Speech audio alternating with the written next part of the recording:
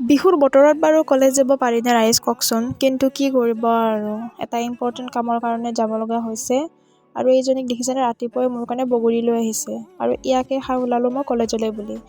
আৰু এইফালে আহি আছে মোৰ লগৰীজনী, তাইক ৰখি আছোঁ আৰু গোটেইকেইজনী আহিলোঁ কলেজলৈ। আৰু কলেজত আহি এয়া দেখিতো মোৰ মূৰটো গৰম উঠি গ'ল। আৰু এইফালে মায়ে মোক অৰ্ডাৰ দি থৈছে যে যিটো কামত যাবি কৰি লগ গুচি আহিবি, কিয়নো ঘৰত বহুত কাম আছে।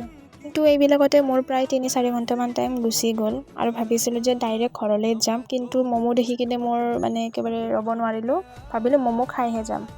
আৰু এয়া ডাইৰেক্ট ঘৰলৈ আহিলোঁ আৰু এইজনী একেবাৰে ফোনত ব্যস্ত। ভাবিছিলোঁ মায়ে ঠিকছে গালি দিব, কিন্তু বেছি একো নক'লে আৰু আহিয়ে কৈছিলোঁ নহয় কাম থকা বুলি, এয়া পিঠা বনোৱা কামটো। আৰু পিঠা বনোৱা কামত লাগি গ'লোঁ। পিছে ইমান এক্সপাৰ্ট নহয়, কিন্তু ভালে বেয়াই জানো আৰু পিঠা বনাই উঠি মাথাটো বহুত বেছিয়ে বিষ আছিল, সেইকাৰণে শুই গ'লোঁ আৰু যোৱাকালিৰ ভিডিঅ'টো আজি দিলোঁ। Bye bye guys.